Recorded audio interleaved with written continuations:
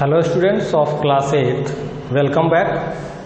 RPS public school के YouTube channel पर आप सभी बच्चों का एक बार पुनः स्वागत है। स्टूडेंट्स ऑफ क्लास 8, आज आप लोग हिंदी रोली हिंदी पाठ्य पुस्तक पाठ 9 जिसका शीर्षक है उद्बोधन, और इस कविता के रचनाकार मैथिली शरण गुप्त हैं। कल आप लोगों ने इसके पूर्व के प्रीवियस क्लास में इस पार्ट नंबर 9 से संबंधित पहले और दूसरे पैराग्राफ के भावार्थ को आप लोगों ने समझा था और सीखा है। स्टूडेंट्स, आज पैराग्राफ नंबर 3 और 4 इसको मैं आपको बता रहा हूँ, आप ध्यान से सुनेंगे। बच्चों, थोड़ा सा मैं आपको यहाँ पर याद दिलाना चाहूँगा कि ये जो उद्बोधन कविता है मैथिली शरण गुप्त जी के द्वारा रचित, इस कविता में कवि ने हम मानवों को संबोधित करते हुए क्या कहा है। कवि ने बताया है कि धैर्य, वीरता, पुरुषार्थ और प्रेम जैसे उच्च मूल्यों के साथ बदलते समय की नवीन ज्ञान विज्ञान को अपनाकर प्रगति के पथ पर हम मानव बढ़ सकते हैं। मतलब यह कि जो पुरानी कुरीतियां हैं, जो पुराने तरीके हैं, जो रीति रिवाज चली आ रही है, उसमें काफ़ी बदलाव करने की आवश्यकता है। वर्तमान समय में ज्ञान विज्ञान सब कुछ काफ़ी आगे बढ़ चुका है। पूरी दुनिया विकास कर रही है। मनुष्य चांद पर, अन्य ग्रहों पर जाकर जीवन की कल्पना करता है। तो ऐसी परिस्थिति में मैथिली शरण गुप्त द्वारा रचित ये कविता हम मानवों को संबोधित करते हुए उन्होंने कहा है इस कविता के माध्यम से कि इन सब चीज़ों को, जो पुराने रीति रिवाज हैं, इनको छोड़कर आगे बढ़ने की आवश्यकता है। और कैसे?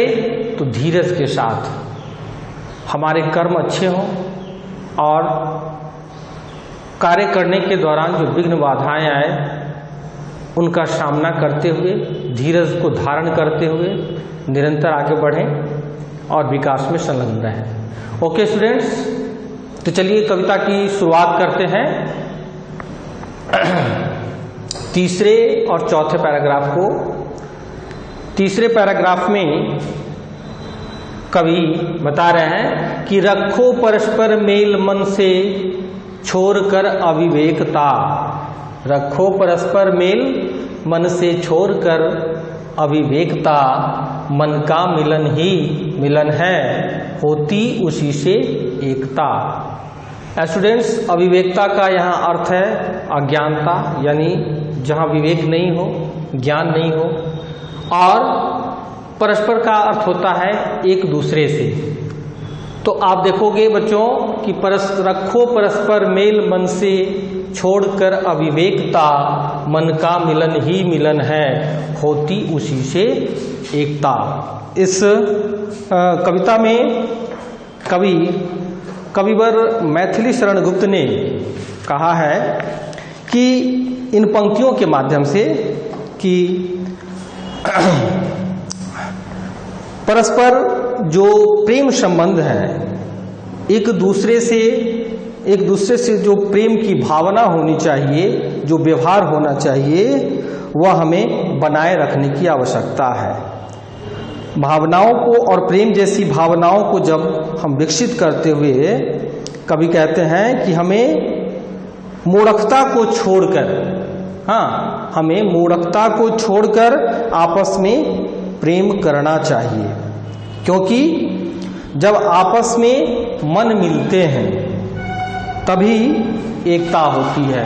कविवर कह रहे हैं कि मन का मिलन ही मिलन है, यानी जब मन मिलता है, जब हमारा अन्य लोगों के साथ, अन्य लोगों का हमारे साथ प्रेम संबंध होते हैं, हमारे संबंध मधुर होते हैं, तब मन का मिलन ही मिलन है, तब मन का मिलन होता है।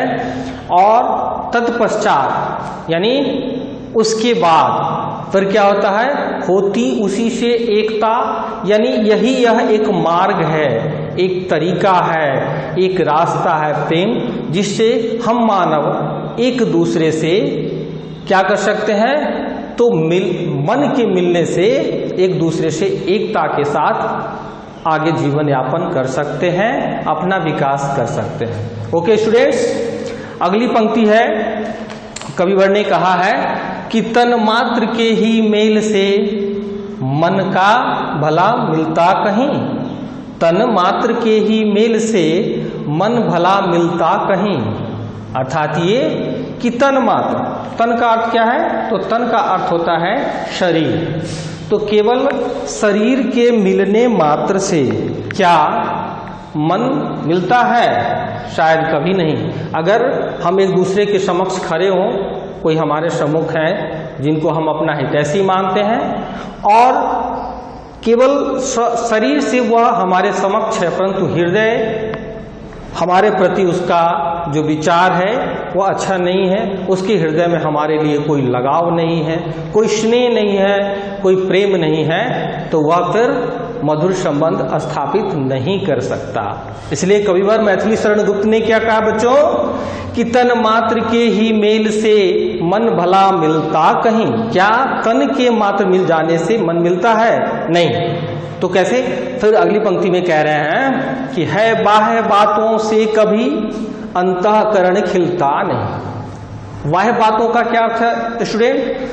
तो बाह्य बातों का अर्थ होता है बाहरी, बाह्य का अर्थ होता है बाहरी, यानी बाहर की बातों से कभी अंतःकरण खिलता नहीं। अंतःकरण यानी अंतर आत्मा, हृदय। जो बाहरी बातें हैं, अगर कोई आपके सम्मुख है और खुद को आपका हितैषी बताता है, परंतु उसके मन में, उसके हृदय में आपके लिए स्नेह नहीं है और केवल दिखावा मात्र कर रहा है, तो इससे हमारा हृदय यानी अंतःकरण कभी खिलता नहीं। आपका अंतःकरण यानी आपकी अंतरात्मा कभी भी प्रसन्न नहीं हो सकती। कविवर मैथिली शरण गुप्त ने कहा कि हमारी आत्मा कभी भी ऐसे व्यक्तियों से मिलकर के कभी प्रसन्न नहीं हो सकती। अंतःकरण खिलने का अर्थ है आत्मा का प्रसन्न होना, आपका खुश होना। ओके स्टूडेंट्स, अब अगली पंक्ति को देखेंगे स्टूडेंट्स। इसमें कविवर ने मैथिली शरण गुप्त ने क्या कहा है कि जर दीप तो देकर हमें आलोक जलता आप है, जर दीप तो देकर हमें आलोक जलता आप है, पर एक हमसे दूसरे को दे रहा संताप है। स्टूडेंट्स, जर का अर्थ होता है जिसमें प्राण नहीं हो, जिसमें प्राण नहीं हो, जो नॉन लिविंग थिंग्स है, निर्जीव है। इसको हिंदी की भाषा में जड़ कहा गया है। जैसे पत्थर क्या है, तो जड़ पदार्थ है। ये बोर्ड, हाँ, ये कलम, ये क्या है, तो जड़ पदार्थ है। मतलब जिसमें प्राण नहीं है, जो ग्रो नहीं कर रहा है, जो बढ़ नहीं रहा है, जिसके अंदर भाव नहीं है, वह जड़ है। तो कविवर मैथिली शरण गुप्त ने इस पंक्ति के माध्यम से हम मानवों को संबोधित करते हुए बताया है कि जर दीप तो देकर हमें आलोक जलता आप है। दीपक कैसा होता है? दीप का अर्थ है यहाँ पर दीपक यानी लाइट। तो जो दीपक जलता है, मिट्टी का दिया जो जलता है, तो उस दीप को आप देखोगे कि वह कैसा पदार्थ है, वह जड़ पदार्थ है, उसमें प्राण नहीं है। लेकिन आलोक का अर्थ है यहाँ पर प्रकाश, वह खुद जल करके, वह जड़ पदार्थ है, इसके बावजूद वह जल करके अंधेरा को दूर करता है, हमें प्रकाश देता है। जबकि वह कैसा पदार्थ है? वह जड़ पदार्थ है। ओके स्टूडेंट्स, और फिर अगली पंक्ति है कि पर एक हम में दूसरे को दे रहा संताप है। ये तो जड़ पदार्थ है, और हम और आप जो मानव हैं, मानव तो चेतन है, यानी मानव क्या है? लिविंग थिंग्स है, चेतन है, उसमें आत्मा है। मानवों में आत्मा है, सोचन शक्ति है, बुद्धि विवेक है, वह तो जड़ नहीं है, वह चेतन है यानी प्राणवान है। तब फिर क्या कर रहे हैं कि हम एक दूसरे को दे रहे संताप है। जड़ पदार्थ दीपक रोशनी फैला रहा है, दूसरों को खुशी दे रहा है, खुद जल करके दूसरों को रोशनी प्रदान कर रहा है। और एक हम मानव हैं जो चेतन प्राणी हो करके भी क्या कर रहे हैं, तो एक दूसरे से दे रहा संताप है, यानी एक दूसरे को कष्ट देते हैं, दूसरे को समस्याओं में डालते हैं, दूसरों को परेशानी में डालते हैं। हम कैसे मानव हैं? Okay students. और अब अगली पंक्ति में कविवर मैथिली शरण गुप्त ने क्या कहा है, तो क्या हम जड़ों से भी जगत में हैं गए बीते नहीं, हे भाइयों इस भांति तो तुम थे कभी जीते नहीं। अर्थात ये कविवर मैथिली शरण गुप्त का इस पंक्ति से आशय है कि क्या हम जड़ों से यानी जड़ पदार्थ से जिसमें प्राण नहीं है, ऐसे पदार्थ से भी जगत में हैं गए बीते नहीं। क्या हम वर्तमान समय में इस जड़ पदार्थ से भी बेकार हैं? हम जो मानव हैं एक दूसरे को जो दुख प्रदान कर रहे हैं, दुखी देखना चाहते हैं, तो क्या हम ऐसे जड़ पदार्थ, दीपक जैसे जड़ पदार्थ से भी गए गुजरे हैं? हाँ, जगत में अर्थात संसार में, इस संसार में हम जड़ पदार्थ से भी बेकार प्राणी होते जा रहे हैं। यानी हम मानवों को संबोधित किया है यहाँ पर कविवर मैथिली शरण गुप्त ने। ठीक है बच्चों, नेक्स्ट है जो आखिरी पंक्ति है पैराग्राफ नंबर 4 का। तो हे भाइयों इस भांति तो तुम थे कभी जीते नहीं, यानी यह कि हे मानव, कविवर मैथिली शरण गुप्त कह रहे हैं कि हे मानव, हे भाइयों, इस प्रकार से यानी दूसरे की बुराई, दूसरे को लाचार बनाना, दूसरे को बेकार बनाना, दूसरे को परेशानी में डालना, इस तरह की जो सोच और प्रवृत्ति है वर्तमान में मानवों की, ऐसे तो तुम कभी थे नहीं। कविवर मैथिली शरण गुप्त ने कहा कि इस प्रकार से तो तुम मानव पहले नहीं थे, लेकिन अब ऐसा क्यों कर रहे हैं? यह शायद कदापि उचित नहीं है, क्योंकि हम चेतन हैं, यानी हम में प्राण है, हम मानवों में प्राण है, बुद्धि विवेक है, तो हम अच्छा कर सकते हैं। हम जड़ पदार्थ से कहीं अच्छा कर सकते हैं, जबकि जड़ पदार्थ तो दूसरे को रोशनी फैला रहा है। ओके स्टूडेंट्स, और फिर इन दोनों पैराग्राफ का आपने भावार्थ देखा और आशा करते हैं कि आप इसको समझोगे। अब देखते हैं अगले पैराग्राफ को। ओके स्टूडेंट्स,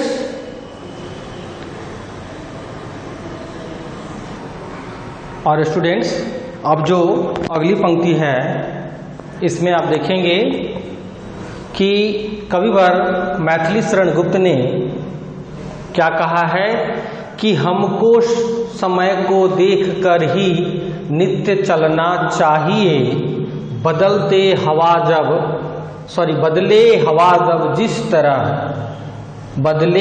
जब जिस तरह हमको बदलना चाहिए। अर्थात ये यहाँ पर कवि का आशय है, कविवर मैथिली शरण गुप्त ने कहा है कि हमें समय के अनुसार बदलते रहना चाहिए, क्योंकि समय परिवर्तनशील है, हर समय उसकी चाल नई होती है। यानी समय की जो चाल है वह हर समय नई होती रहती है। और बदले हवा जब जिस तरह, अगली पंक्ति में कविवर ने कहा है कि बदले हवा जब जिस तरह हमको बदलना चाहिए।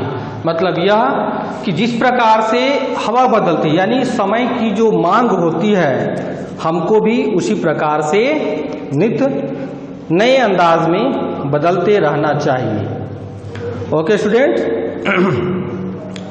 और फिर कह रहे हैं कि विपरीत विश्व प्रवाह के निज नाव जा सकती नहीं। यानी आप देखेंगे कि नदी में जो नाव चलती है तो हवा की विपरीत दिशा में ये नाव नहीं जा सकती। ओके स्टूडेंट्स, हवा के विपरीत दिशा यानी उल्टी दिशा में नाव नहीं जा सकती। नाव जब भी जाती है तो वह कैसे, हवा के दिशा के अनुसार ही जाती है, विपरीत दिशा में नहीं जा सकती। अब देखेंगे कि अब पूर्व की बातें सभी प्रस्ताव पा शक्ति नहीं। कविवर मैथिली शरण गुप्त ने कहा है, पूर्व का अर्थ होता है बच्चों पहले की, पूर्व की बातें अर्थात पहले की बातें, और सभी प्रस्ताव यानी जो पूर्व से चली आ रही है। कुछ ऐसी बातें हैं जो बहुत पूर्व से चली आ रही है, यानी पुराने समय से अभी तक चला आ रहा है और हम उसको ढोते चल रहे हैं, तो ऐसी बातों को ढोने का कोई मतलब नहीं। मैथिली शरण गुप्त ने कहा है कि कुछ ऐसी बातें जो पूर्व से चली आ रही है लेकिन वर्तमान समय में ऐसी बातों का कोई महत्व नहीं है, उससे किसी का विकास संभव नहीं है। ऐसी बातों को क्या करना चाहिए, तो सभी प्रस्ताव पा शक्ति नहीं, यानी ऐसी बातें जो पूर्व की है और बेकार साबित हो रही है अभी वर्तमान समय में, इसको स्वीकृत नहीं किया जा सकता। ऐसी बातों को हमें छोड़कर जीवन पथ पर आगे बढ़ते रहना चाहिए। ओके स्टूडेंट्स, तो ये कविता के दूसरे पार्ट्स को आज, जिसमें पैराग्राफ नंबर 3 और 4 आज आपने पढ़ा, और इसके बाकी 2 पार्ट यानी 2 पैराग्राफ को फिर नेक्स्ट वीडियो में आप लोगों को बताऊंगा। तब तक के लिए आप सभी को धन्यवाद।